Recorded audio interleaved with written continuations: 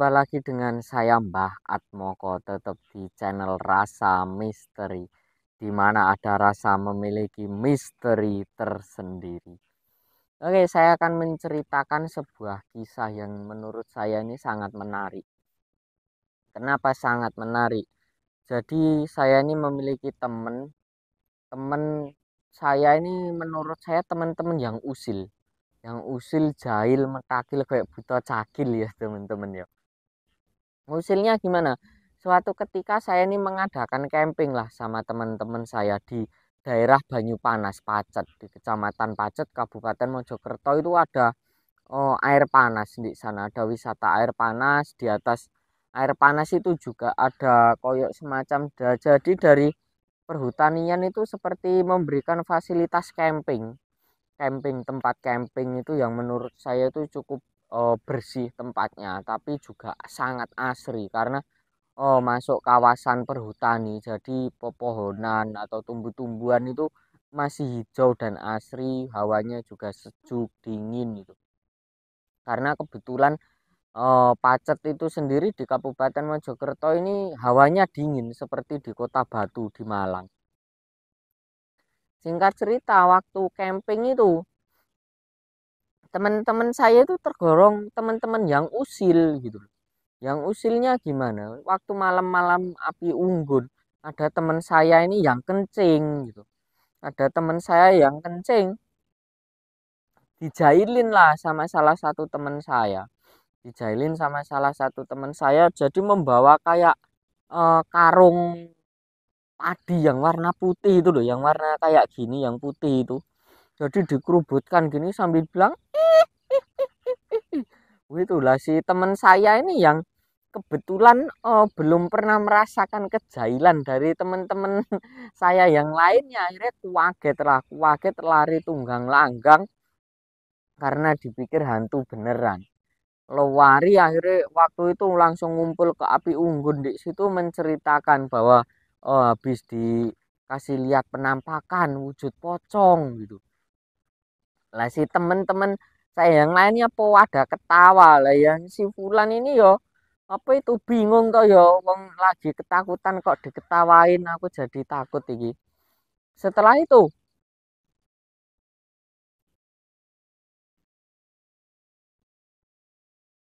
setelah itu diketawakan, terus ada salah satu temen itu nyeletuk, iku setannya kok sing enek mburimu iku ta, itu hantunya seperti yang ada di belakang kamu itu ta. Si teman saya noleh gini lo langsung kaget.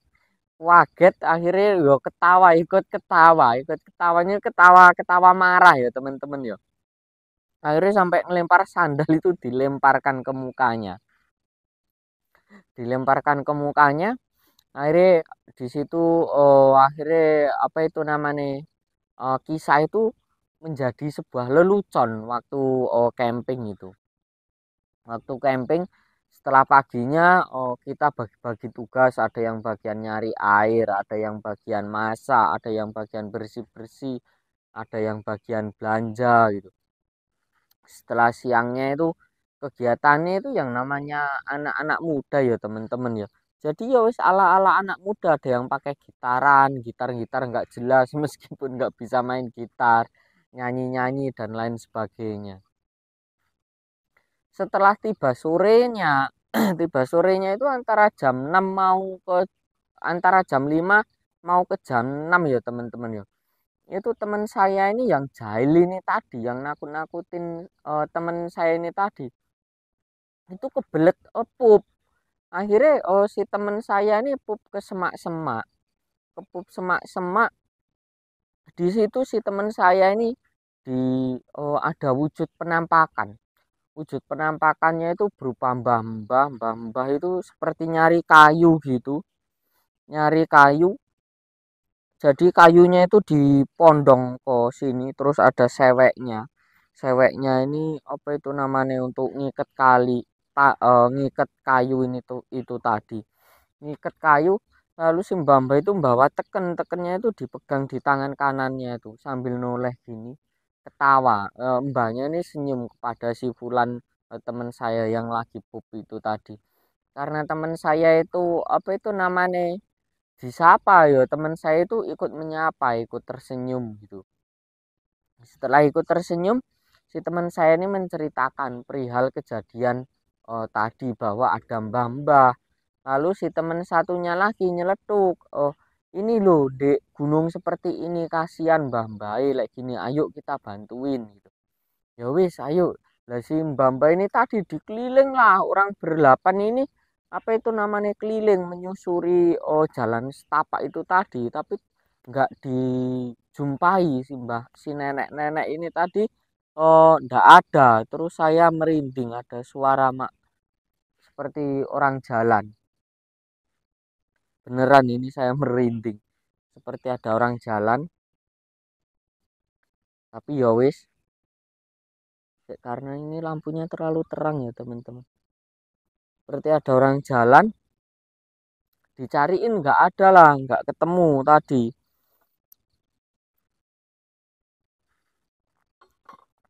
nggak ketemu. Akhirnya kembalilah ke atas.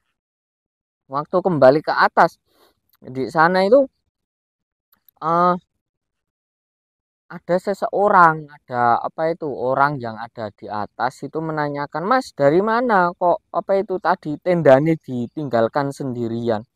Ini loh Pak, tadi ada nenek-nenek bawa kayu nyapa saya. Terus mau saya tolongin sama temen-temen, tapi dicariin kok nggak ada.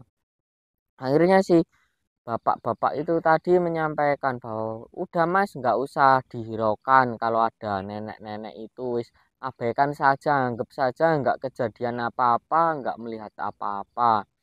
Karena nenek-nenek itu sering nyapa sama orang-orang yang camping di sini gitu.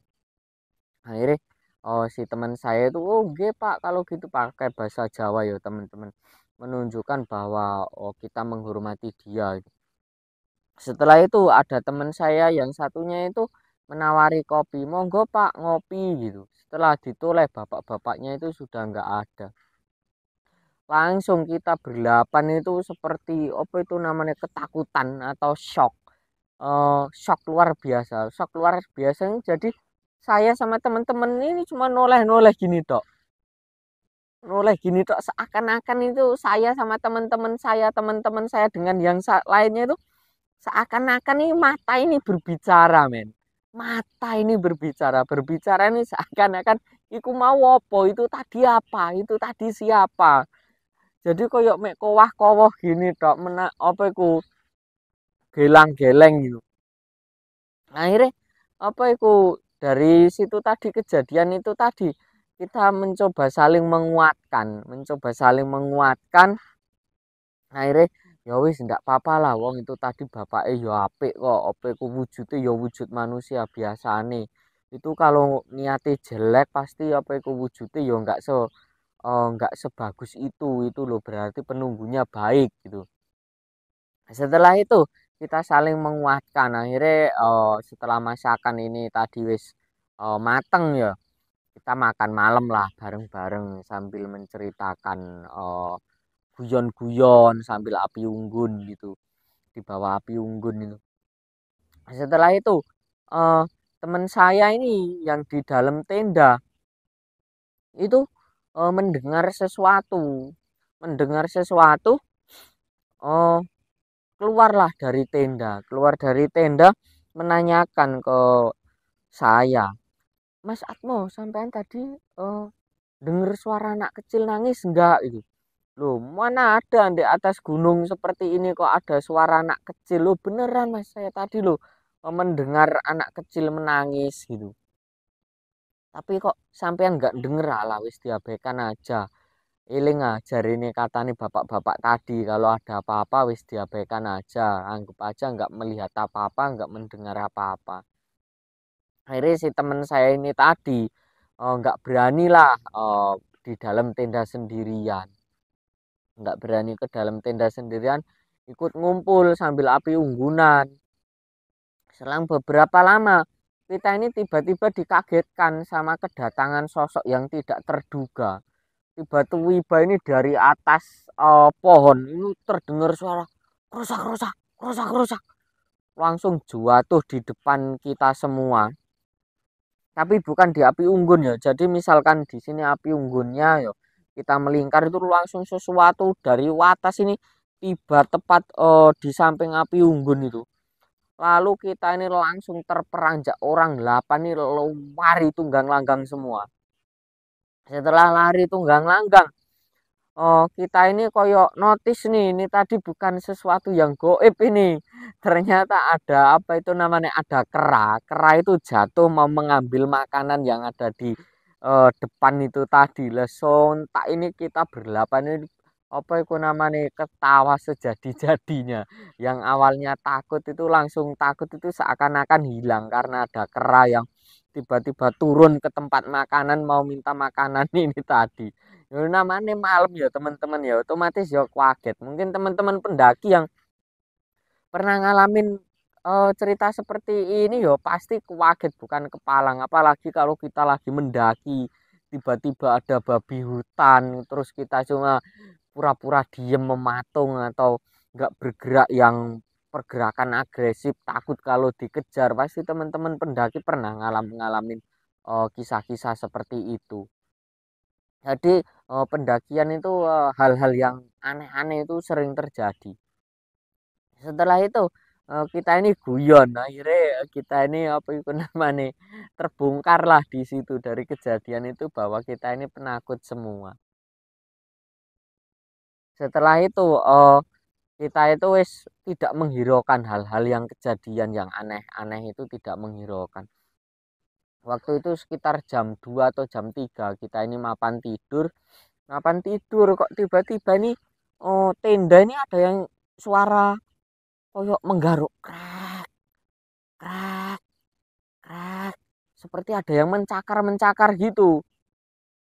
Nah, teman saya ini notice loh, ini kok ada suara aneh. Akhirnya membangunkan teman-teman yang lainnya. Setelah dibangunkan, suara itu masih ada. Krak krak. Akhirnya di dalam tenda itu kan kebetulan dipakai 3 orang ya teman-teman ya. Per tenda itu 3 orang, yang satu itu 2 orang.